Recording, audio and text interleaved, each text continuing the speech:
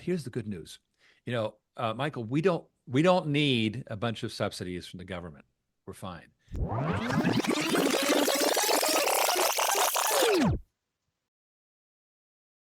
Hey, everybody, welcome back to another episode of the Richer Geek Podcast. We're going to mix things up just a little bit. We have Riggs Eckelberry.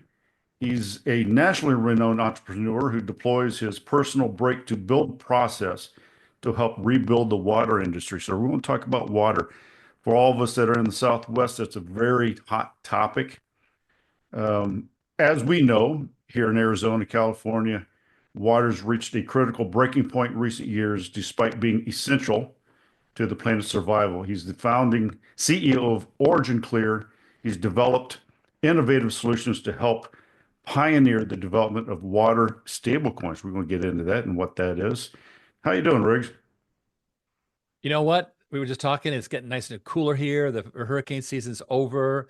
I'm planning ski trips up to the west, so we're doing all right. Good. Glad to hear it. So, I'd like to usually start the podcast out and just give us a little bit about yourself. What made you get into water? And how did you get to the point where you are now doing modular water systems?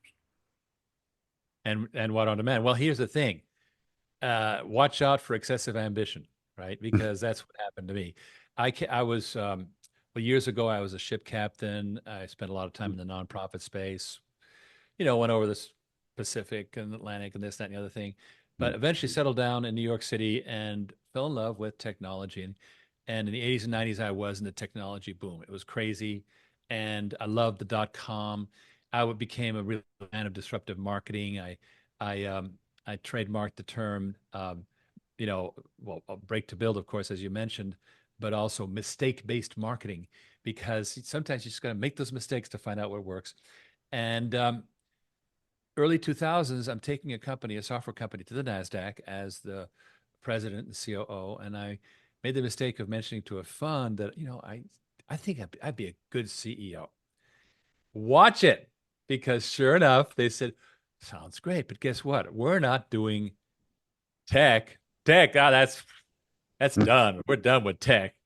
Yeah, right. Yeah, 2007, Yeah. I was just beginning the new phase. But anyway, they said, we think that algae is going to make a great biofuel. Mm-hmm. And we want you to head a company that's going to commercialize algae for biofuels. And we launched a company that at that time called Origin Oil, because algae was the original oil. It was not dinosaurs. It was Mm-hmm. algae. And had a great time. Every, I was on Fox, for example, Stuart Varney, I'll call you Algae Man, it was all that good stuff. But then what happened was fracking. And all of a sudden, the Yeah. cost of crude dropped below $50. And we're like, oops, we don't have a biofuel at $50. Algae can maybe get in there at 120. So rather than move around any further, we decided, okay, let's pivot right now. And our technology was to pull the algae out of the water, which is microscopic. And we did the same. Say, okay, well, let's clean up the sewage with the same technology. And that's what got me into water. We renamed the company OriginClear. And in the first few years, we really focused on technology before learning that the water industry could care less about technology. They're very old school. They're like, no, no, no, we're good. You got to use those membranes. Everything's fine. And so we eventually turned to the commercial model. Like, fine, you know how to clean the water, fine, but there's better ways of distributing it. And one of the things we discovered was that the big old central utilities, the municipal utilities that were built in the early part of the 20th century, are totally overloaded.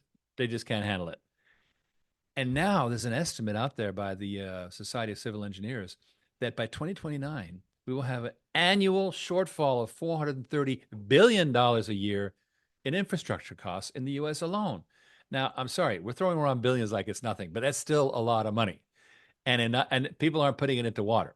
So we went, oh my gosh, this is a disaster, because it's an unfunded, crater. There's just this crater, this Death Star being created. So much so that there is now, every 2 minutes, there is a sewer main break somewhere in the United States. That's how bad it is, right? And people are like, oh, it's okay, faucet opens up and the tap and I flush the toilets, all good. That is until there's a sewer main break in your backyard. Then you'll feel different about it, right? So we said, look, the easy way to do it is unload the system. You know, take all these 90% of all the load is industrial and agricultural. Take them off the system, have them treat their own dirty water. They broke it, they fix it, right? Um, so this is called decentralized water, and it's a thing. And it turns out companies like it because many reasons, including controlling costs, but also getting out of the hair of the cities. They love it. Like, okay, good. We meet permit. We're not part of your game. So, and the one hidden benefit is that America only recycles less than 1% of its water. Places like Vegas, almost 90%, right? Um, and now we have an opportunity to do much more if everybody recycles. But the cities don't recycle. They don't have the money to set up all that stuff. But if you're doing it yourself, you can recycle it yourself. You can take that brewery water, clean it, and you can use it for other purposes like washdowns and so forth. And so what we calculated is that if we get up to 15% recycling by industry and agriculture, we will have double the available fresh water in the United States. That's doable. And so that's what we've been doing. And we invented this amazing, not I, but Ben Early, the amazing guru that we have, invented these drop-in-place pods, boom, modular water, and you plug and play them. And because people who operate a brewery don't want to know about wastewater, like, you know what, just somebody do this, right? And the second thing is that brewery doesn't have the money for one of those wastewater treatment systems. And so now we also have water as a service. Oh, sir, here, just sign a 20 or 30-year contract, paid by the gallon. We're all happy. And now the water industry is getting that beautiful monthly recurring revenue that everybody's after. And that, I believe, is a salvation of the whole system. The whole system fixes around this one big decentralization plus water as a service model.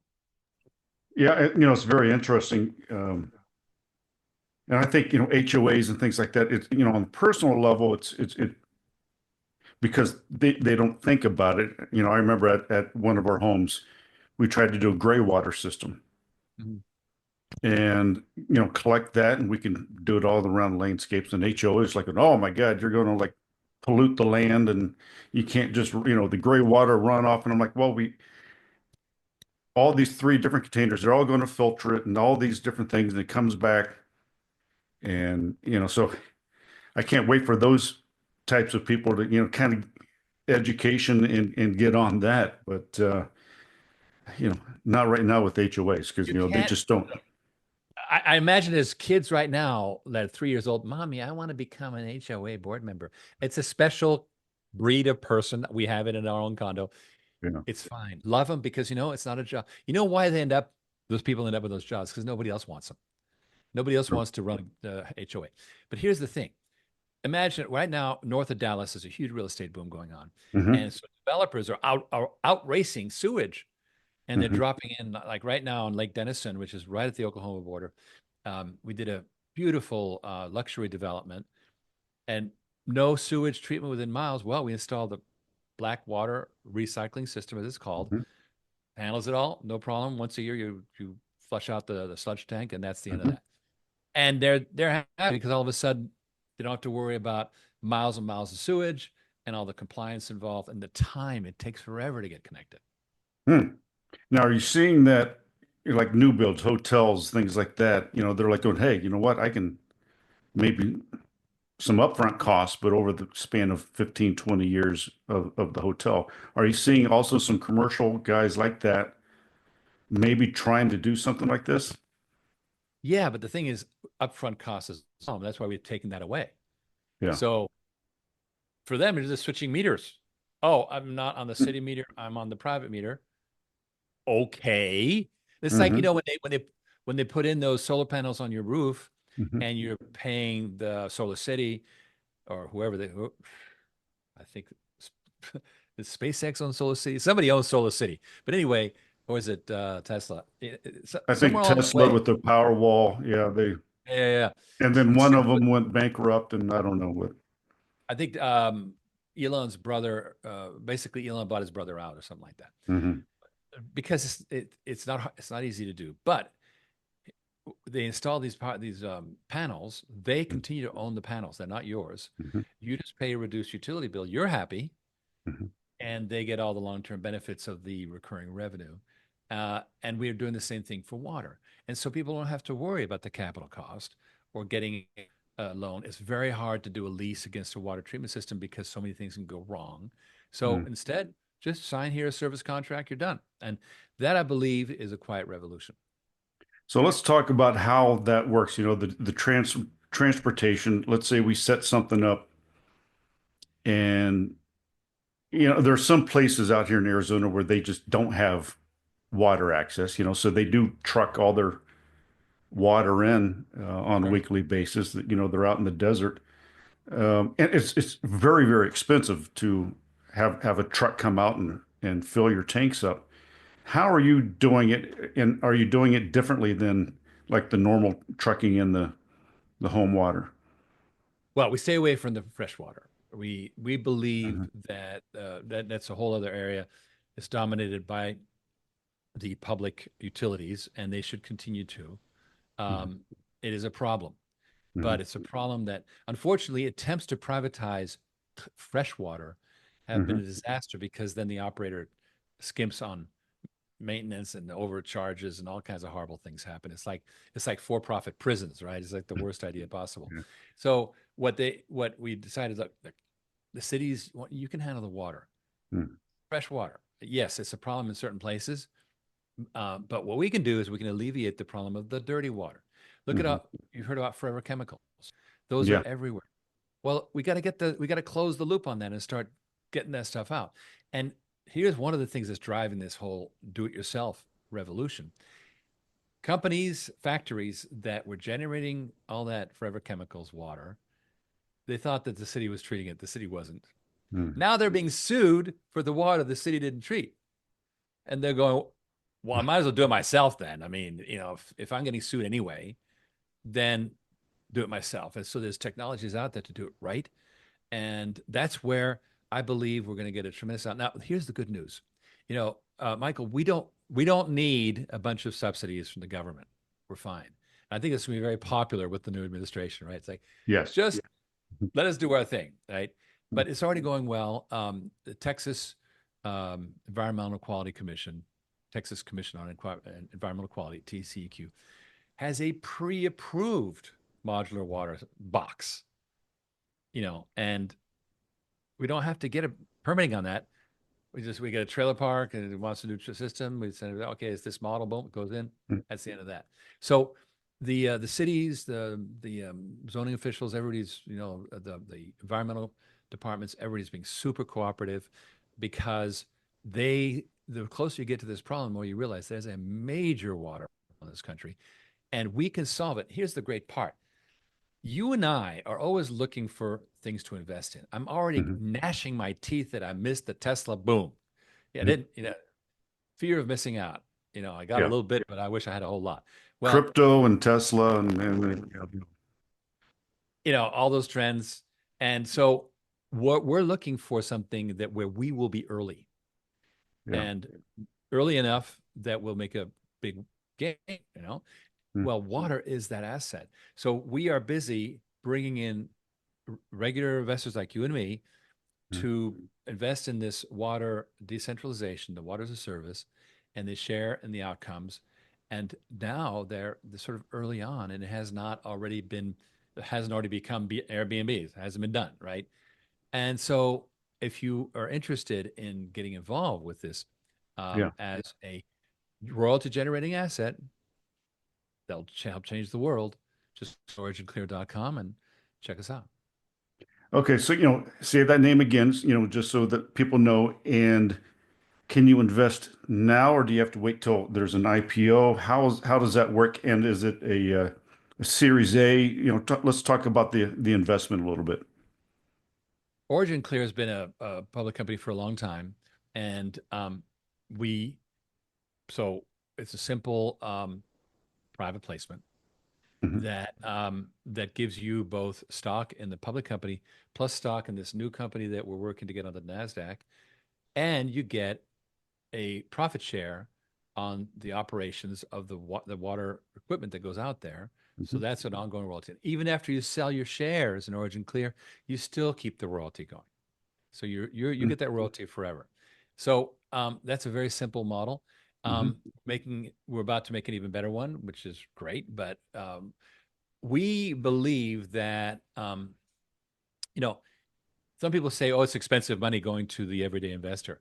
That may be so, but what I like is the ability to move fast. I can learn new things and try new things very quickly. And then once Mhm. it scales up, of course, you take it to Wall Street. It's all proven out.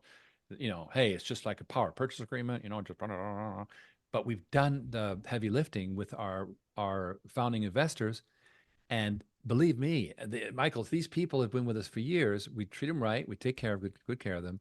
They're strong believers, and they help us every single day. So, Mhm. becoming part of the OriginClear team is kind of it's kind of privileged because who else is really addressing the water problem right now? Yeah, well, it's I'm writing notes, because it's like, oh, where am I going to put this extra 10% or extra whatever, that I have with things? Is it it's a private placement, so you're buying shares in a public company, but there's private placement in the private company. Is it a Series C, like a credit investor? Is there a minimum? Okay, so it's a hybrid right now. We have two different offerings. One is a crowdfunding offering that's registered with Mhm. the SEC called Regulation A plus. You probably heard about Okay. those. And Mhm. so this minimum investment is just $250. Mhm. And people invest, I've seen it average around $1,200, something like that. And you're limited by 10% of your annual income. That's the limit, which you can do by law. And what you get is you get a share of OriginClear and an option to buy another share at the same price. So basically, you're getting, I guess you could say you're getting two for one, right? And so what we then have is that's for people who are not accredited. Now, if you're accredited, that Mhm. means you're making $200,000 a year personally, $300,000 with a cohabitant, or you have $1 million in net worth outside of your Mhm. primary home. If you fit in that, then you become one of those royalty receivers. That's that 25% profit share, the shares of OriginClear plus Water on Demand. It's I mean, we reward them for jumping in there with a lot more money, right? I mean, so it's fair. Mhm. You can just jump in and do the Regulation A, the crowdfunding, right? And even set up a subscription series. It's all good. Mhm. And then on the other side is you have this Water on Demand, which is a company we created that is being going through being purchased by a blank check company on the Nasdaq, which I can't talk about, but it's going just fine. Mhm. And then OriginClear is going to continue to incubate more. And that I know what your podcasts don't run this long, but we do have an idea for a stable coin, and that will Mhm. be because water needs a coin. Water needs a coin, but Mhm. that is the actual value of the water, not some crazy meme coin, right? Um, and that is going to be the next thing that OriginClear creates with Water on Demand. So OriginClear is basically an incubator for Yeah. great ideas, mostly in water. But if a good idea comes around another area, we'll do that too. And Is so there a we're minimum investment for the accredited investor? Like, $50,000. it's called a $100,000 unit, but I have to tell you, Michael, we don't much care. We'll take whatever you think's right. Here's why: people tend to invest again and again. Mhm. So uh, far be it from us to make you uncomfortable. If 30,000 is right, then do 30,000. It's no big deal. We have because people see us making progress and doing great things, and they go, "I'll do more," and we make it their while. So we have a very very loyal investor base. Well, it sounds like it, and my wife and I were just discussing some things. It's like, where are we going to put some of this money? And I'm like, going, I might Right? know a guy. I was um, having the same conversation with my wife. We got a big tax refund this year. Like, let's see now. yeah, I got Yeah. to keep some for my hotels and things like that. But um, you always diversify. Always looking at diversification, and Sure, everybody out there that's looking for diversification. We've been talking about, the multifamily and diversifying in real estate, sure. but how about the most critical part other than the land is the water part of and I think a lot of people in California and Arizona, because that's all of our legislation right now is talking about. It's like the 100-year supply, or Huh? what are we doing? Oh, it's a disaster and they don't know where to Yeah. find it. The Colorado only gives us so much money, so much water a year, right? Yeah, I mean, and there's lawsuits with that. It's like, California wants more water from the Colorado. We want some. And how about Colorado where it's at, and that's just crazy out here. Um, And it's not so being recycled. Hello? it's not being, because my HOA won't let me. Uh, Exactly. but uh, I think it touches the heart because we're in that type of, and people are like, oh, the new administration, he doesn't care about any of that stuff, and whatever, it's propaganda. He's got a good person running the EPA now, and it's going to be in changing that. And I think we're going to see um, where the other, past administration wanted to force it on you. Right. They're going to say, hey, you know what? We're going to let people, the capitalists, the companies, figure it out. And if it's a good idea, we'll go right along with it. I mean, that's common sense. Um, so, is there anything else? We talked a little bit about the website, ladies and gentlemen. There's two types. If you want to do the crowdsourcing, you want to do a more of a syndication, or a Reg C private placement. Do that. What else? What did I miss on this episode that is important to our base? Okay, so what's very important to know is that we are just one small company.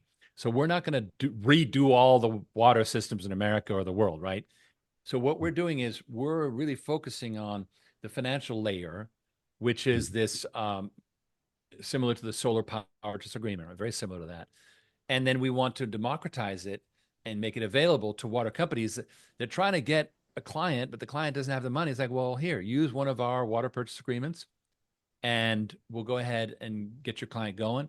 And so what we want to do, we want to harness the entire water industry, give them a better way to offer water treatment without money up front, without capital, and the investors are the ones who benefit.